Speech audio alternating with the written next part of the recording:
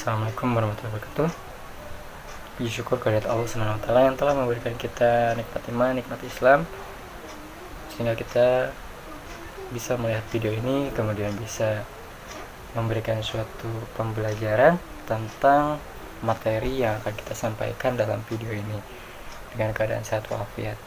Salawat serta salam semoga kita curah limpahkan kepada junjungan kita, yakni Habibana wa Nabiyana Kanjeng Nabi Muhammad SAW.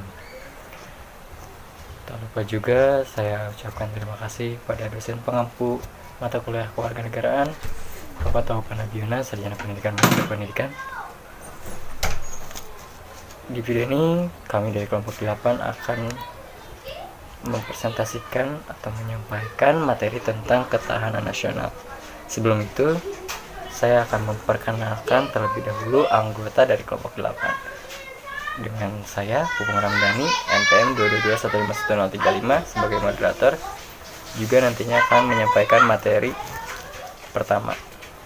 Kemudian ada Fian Nurapipah, NPM 222151013, kemudian ada Kiki Windayani, NPM 222151003, dan yang terakhir ada Siska Tania Dewi dengan NPM 222151033.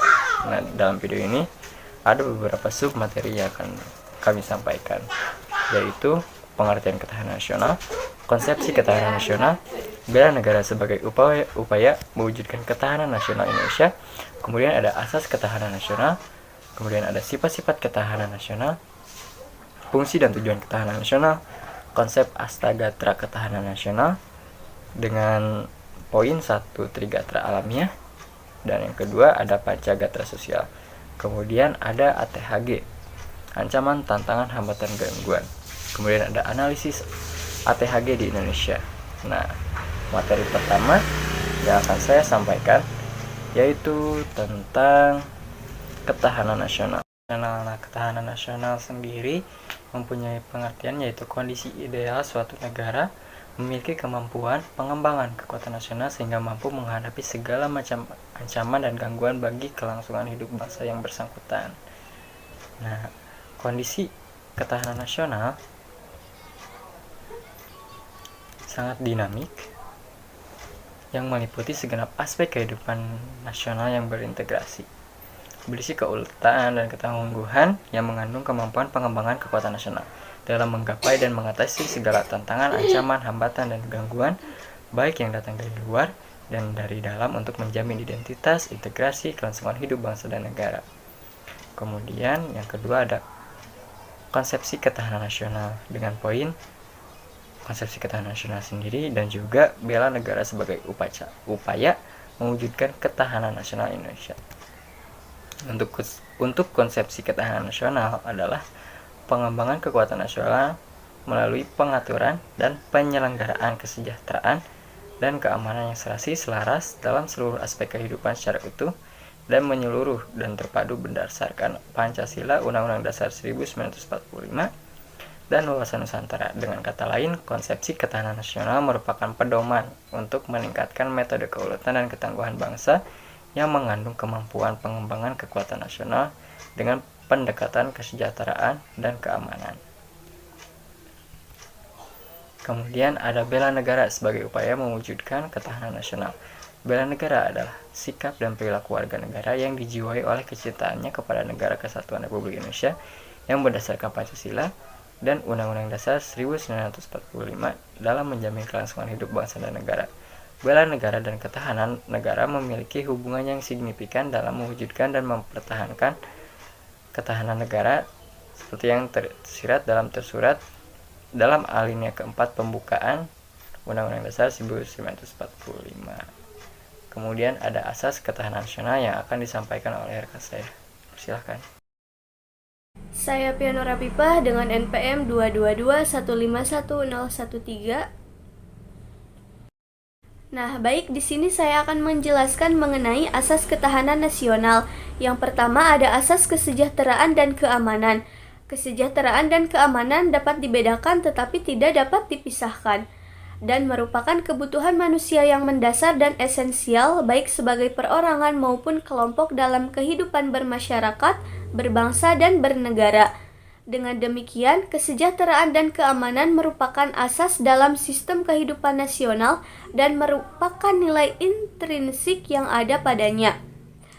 Dalam realisasinya, kondisi kesejahteraan dan keamanan dapat dicapai dengan menitik beratkan pada kesejahteraan tetapi tidak mengabaikan keamanan. Sebaliknya, memberikan prioritas pada keamanan tidak boleh mengabaikan kesejahteraan. Oleh karena itu, keduanya harus selalu ada berdampingan pada kondisi apapun sebab keduanya merupakan salah satu parameter tingkat ketahanan nasional sebuah bangsa dan negara.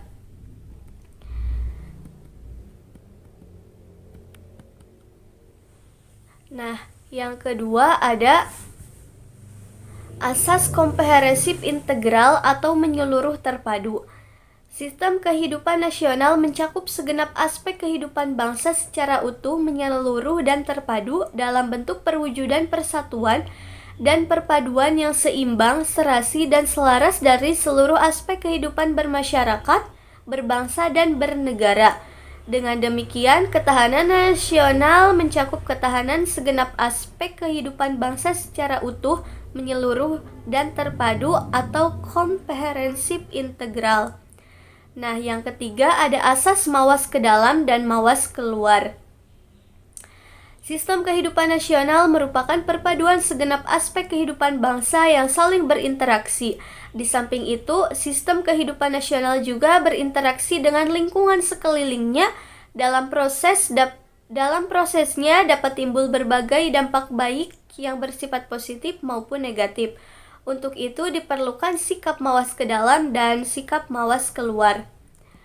Nah, mawas ke dalam itu bertujuan menumbuhkan hakikat, sifat, dan kondisi kehidupan nasional itu sendiri berdasarkan nilai-nilai kemandirian yang proporsional untuk meningkatkan kualitas derajat kemandirian bangsa yang ulet dan tangguh.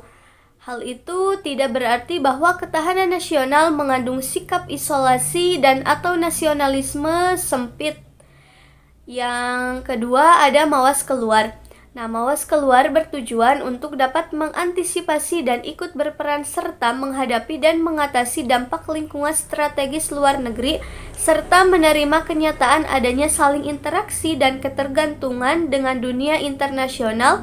Untuk menjamin kepentingan nasional, kehidupan nasional harus mampu mengembangkan kekuatan nasional agar memberikan dampak keluar dalam bentuk daya tangkal dan daya tawar. Namun demikian, interaksi dengan pihak lain diutamakan dalam bentuk yang saling menguntungkan.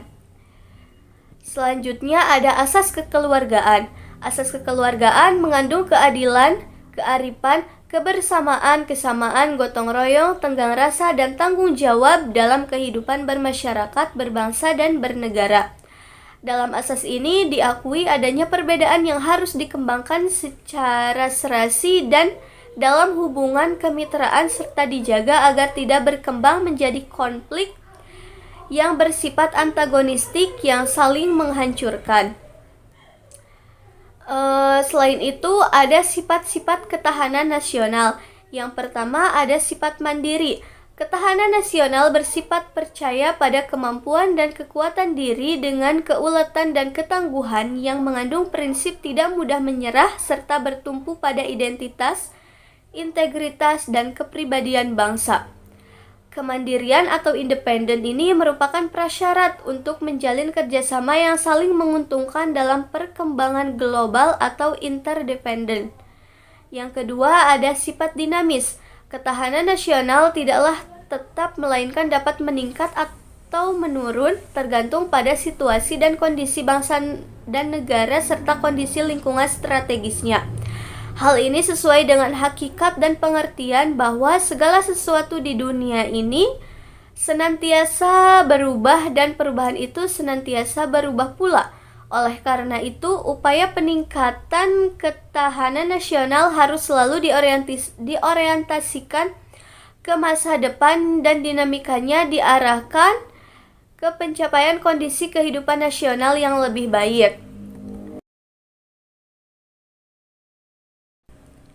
Sifat yang ketiga ada sifat wibawa. Keberhasilan pembinaan ketahanan nasional Indonesia secara berlanjut dan berkesinambungan akan meningkatkan kemampuan dan kekuatan bangsa yang dapat menjadi faktor yang diperhatikan pihak lain. Makin tinggi tingkat ketahanan nasional Indonesia, makin tinggi pula nilai kewibawaan nasional yang berarti makin tinggi tingkat daya tangkal yang dimiliki bangsa dan negara Indonesia. Sifat yang keempat ada konsultasi dan kerjasama. Konsepsi ketahanan nasional Indonesia tidak mengutamakan sikap konfrontatif dan antagonistis, tidak mengandalkan kekuasaan dan kekurangan fisik semata, tetapi lebih pada sikap konsultatif dan kerjasama serta saling menghargai dengan mengandalkan pada kekuatan moral dan kepribadian. Perkenalkan, saya Kiki Windayani, PN 003. Pada kali ini saya akan menjelaskan mengenai fungsi dan tujuan ketahanan nasional, lalu konsep Astagatra Ketahanan Nasional. Fungsi ketahanan nasional yaitu ada yang pertama sebagai daya tangkal. Artinya, ketahanan nasional untuk menangkal berbagai macam hal yang mengancam integritas dan identitas negara. Yang kedua, sebagai pengarah. Pengarah ini berarti ketahanan nasional ini memberikan arahan bangsa untuk mengembangkan potensi kekuatan yang dimiliki, baik itu dari sektor politik, ekonomi, sosial, budaya, pertahanan untuk meraih kesejahteraan hidup masyarakat. Yang ketiga, pedoman dalam mempersatukan pola pikir, pola tindak, dan cara kerja intersektor. Artinya, ketahanan nasional harus bisa membuat masyarakat hidup adil dan makmur lewat kebijakan yang dibuat oleh pemerintah. Selanjutnya ada tujuan dari ketahanan nasional, yaitu ketahanan nasional Indonesia dalam pembukaan Undang-Undang Dasar 1945 dijelaskan bahwa hal itu bertujuan untuk menjaga bangsa dan seluruh tumpah darah Indonesia, untuk mencapai ketentraman umum, berkehidupan bangsa, serta mengerjakan disiplin dunia dengan dasar kemerdekaan, pemufakatan, dan keadilan sosial. Selanjutnya yaitu konsep Astagatra Ketahanan Nasional. Astagatra merupakan sebuah penamaan untuk gabungan konsep ketahanan nasional yang memiliki 3 unsur alamiah atau Trigatra dan unsur sosial atau Pancagatra. Yang pertama, Trigatra atau alamiah mengandung aspek geografi, yaitu kondisi geografis mempengaruhi kehidupan berbangsa dan bernegara sebagai negara kepulauan. Pembinaan ketahanan nasional di Indonesia dapat dilakukan dengan memanfaatkan potensi kekayaan baharinya. Yang kedua, aspek demografi. Masyarakat sebagai penentu tingkat keberhasilan penanaman dan penerapan konsep ketahanan nasional didasari pentingnya kualitas sumber daya manusia pada masyarakat di sebuah negara. Selanjutnya, ada aspek sumber daya alam, yaitu potensi alam suatu negara merupakan anugerah Tuhan Yang Maha Esa yang tidak bisa terbantahkan. Pemerataan hasil alam yang ada di sebuah negara akan berdampak sistematik pada stabilitas sebuah negara. Sebaliknya, hasil alam yang tidak dapat terdistribusi secara merata akan mengakibatkan permasalahan-permasalahan yang berdampak buruk bagi sebuah negara berupa kesenjangan ekonomi, politik, sosial, budaya, pertahanan, dan keamanan. Selanjutnya yaitu Pancagatra atau sosial. Dari Pancagatra atau sosial memiliki aspek ideologi. Ideologi merupakan sistem nilai yang berasal dari ide manusia yang dijadikan landasan dalam mengarungi kehidupan berbangsa dan bernegara dalam rangka mencapai cita-cita. Lalu ada politik. Kehidupan manusia tidak dapat dilepaskan dari aktivitas politik. Lalu ada ekonomi. Ketahanan aspek ekonomi merupakan sebuah kondisi di mana masyarakat dengan kekuatan ekonominya mampu untuk mengangkat harkat dan martabat negara demi terciptanya ketahanan nasional yang tangguh berdasarkan Pancasila dan Undang-Undang Dasar 1945. Selanjutnya ada sosial budaya. Ketahanan nasional dari aspek sosial budaya merupakan cara pandang bangsa Indonesia dalam menghadapi berbagai bentuk ancaman, tantangan, hambatan, dan gangguan baik yang datang dari dalam maupun dari luar yang membahayakan kehidupan sosial budaya bangsa dan negara. Selanjutnya yaitu pertahanan dan keamanan. Kesadaran untuk melaksanakan bela negara sesuai dengan profesinya masing-masing dan senantiasa memelihara stabilitas pertahanan dan keamanan yang dinamis serta kesadaran untuk mempertahankan kehormatan, harkat, martabat, dan kedaulatan Indonesia. Perkenalkan, nama saya Siska Tania Dewi, NPM 222151033. Nah, di sini saya akan menjelaskan pengertian ATHG. Apa sih ATHG? Ancaman, tantangan, hambatan, dan gangguan. Kemudian, selain pengertian, di sini juga saya akan menjelaskan analisis ATHG, analisis ancaman, analisis tantangan, dan analisis gangguan. Yang pertama yaitu pengertian ATHG, yaitu ancaman, tantangan, hambatan, dan gangguan. Nah, kita sebagai warga negara Indonesia yang baik, sudah sepatutnya kita berupaya dalam membela negara dan mempertahankan ketahanan nasional Indonesia. Nah, dari serangan apa sih yang harus kita pertahankan? Dari berbagai ancaman, berbagai tantangan, berbagai hambatan, serta berbagai gangguan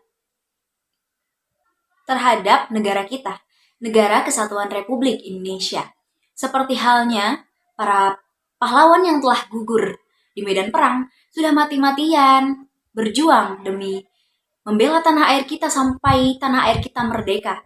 Berjuang sampai darah titik penghabisan. Mereka kerahkan semua hanya demi pencapaian yaitu satu, merdeka. Nah, kita sebagai warga negara nih, tinggal melanjutkan saja perjuangan para pahlawan yang telah gugur dengan cara tetap berupaya mempertahankan ketahanan nasional. Nah, untuk pengertiannya itu sendiri, yang pertama itu ada ancaman. Ancaman sendiri memiliki pengertian yaitu bentuk, usaha, atau suatu kegiatan yang dimana dianggap membahayakan suatu kedaulatan, keutuhan, dan wilayah negara serta keselamatan bangsa-bangsa. Kemudian ada yang kedua yaitu tantangan. Nah, pengertian tantangan sendiri yaitu suatu hal atau upaya yang dimana bertujuan untuk mengunggah kemampuan. Nah, biasanya tantangan ini bisa bermakna positif ataupun bisa bermakna negatif.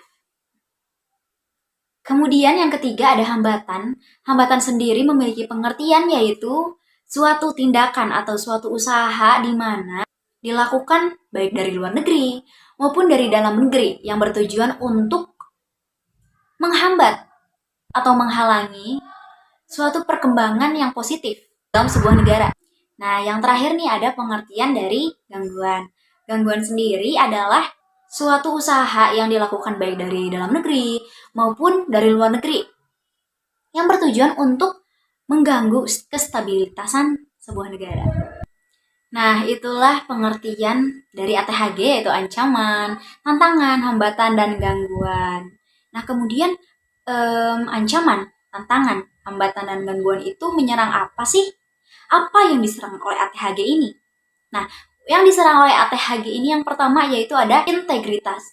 Integritas suatu bangsa, kewibawaan suatu bangsa. Di mana jika integritas bangsa Indonesia hilang, kewibawaan Indonesia hilang, apa yang terjadi? Yang terjadi adalah Indonesia nantinya akan direndahkan. Kita tidak mau kan Indonesia direndahkan, maka dari itu kita harus jaga integritas kita, kewibawaan kita agar tetap terjaga, dan jangan sampai menurun integritasnya, bahkan sampai menghilang. Nah, yang kedua yaitu ATHG menyerang identitas nasional dan identitas kita sebagai warga negara. Bayangkan, ancaman, tantangan, hambatan, dan gangguan menyerang identitas nasional bangsa, identitas kita sebagai warga negara. Nah, nantinya Indonesia tidak akan lagi memiliki ciri khas seperti bahasa, atau tarian, atau adat kebiasaan, atau budaya-budaya lainnya. Indonesia tidak akan lagi memiliki ciri khas tersebut. Maka yang akan terjadi, Indonesia tidak akan dikenali banyak negara lain, bahkan akan menimbulkan perpecahan. Dan itu akan merusak jati diri bangsa. Nah, kemudian yang terakhir, ATHG akan menyerang apa sih? Yang terakhir yaitu ATHG akan menyerang suatu tujuan nasional yang telah kita targetkan untuk dicapai. Contohnya, Indonesia menargetkan perekonomian sekian persen. Tetapi gara-gara ada ATHG ini, ekonomi Indonesia itu yang akan ditargetkan sekian persen ini tidak tercapai. Maka, apa yang harus kita lakukan? Yang harus kita lakukan yaitu agar si ATHG ini bisa kita bentengi, jangan sampai masuk, dan jangan sampai menyerang pada aspek-aspek yang tadi saya sebutkan yang ketiga tadi. Nah, itulah untuk pengertian-pengertian dari ATHG beserta penjelasannya. Kemudian di sini saya akan menjelaskan analisis ATHG, yaitu ancaman, tantangan, hambatan, dan gangguan. Nah, untuk yang pertama yaitu ada analisis ancaman. Nah, ancaman ada dua. Yang pertama ada ancaman militer, dan juga yang kedua ada ancaman non-militer. Nah, untuk pengertian ancaman militer sendiri adalah ancaman yang menggunakan kekuatan bersenjata, di mana bertujuan untuk membahayakan suatu kedaulatan, keutuhan, serta wilayah dan keselamatan bangsa. Kemudian untuk yang kedua ada ancaman non-militer.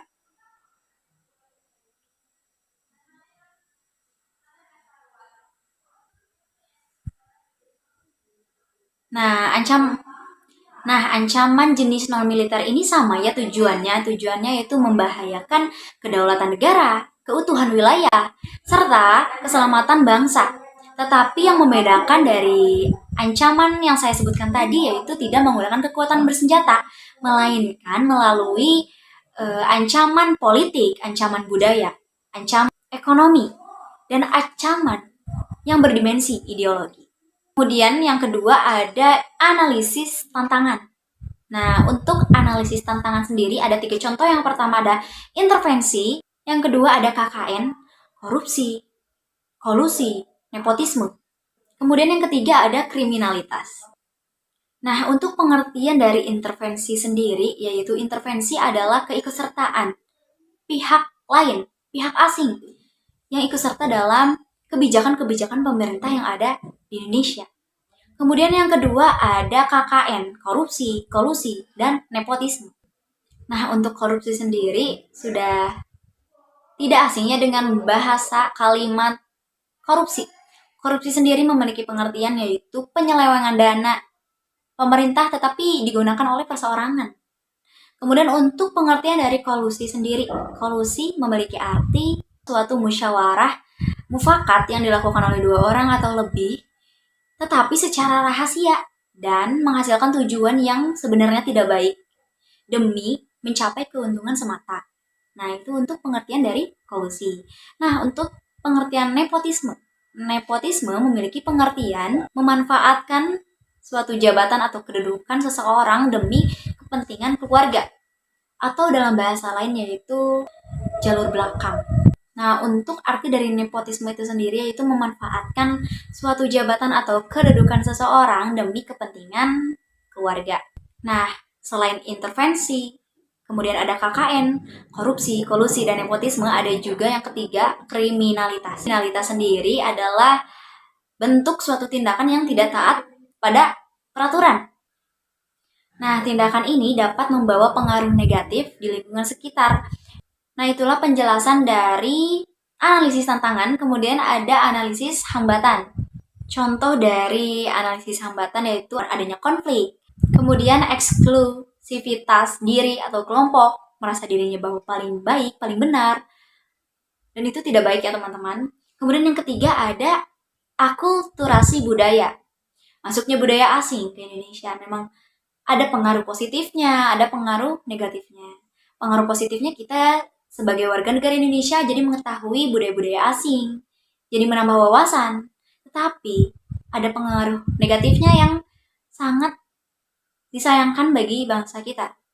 Karena pengaruh negatif ini ditakutkan akan menimbulkan perpecahan, yaitu di mana adanya budaya asing yang masuk ke Indonesia, bangsa Indonesia jadi malah menanamkan budaya-budaya asing tersebut sebagai adat kebiasaan, bukan malah melestarikan budaya-budaya sendiri.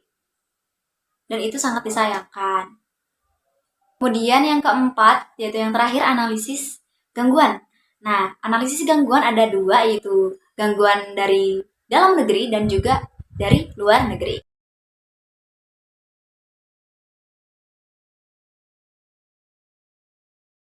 Nah, untuk gangguan dari dalam negeri sendiri akan berdampak langsung pada stabilitas negara dan keamanan negara.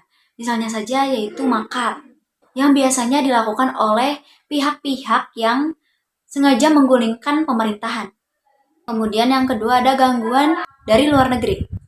Nah, gangguan dari luar negeri contohnya seperti adanya kapal asing yang membawa seluruh kekayaan laut di Indonesia, adanya penjajah yang terstruktur dan sengaja untuk menyerang negara kita. Nah, itulah pengertian dan analisis ATHG, ancaman, tantangan, hambatan, dan gangguan. Cukup sekian materi dari saya. Terima kasih. Dilanjut oleh moderator. Baik, untuk pemaparan materi tentang ketahanan nasional selesai. Untuk itu, mohon maaf jika ada kekurangan. Saya tutup sebagai moderator. Wabillahi taufiq wal hidayah. Wassalamualaikum warahmatullahi wabarakatuh.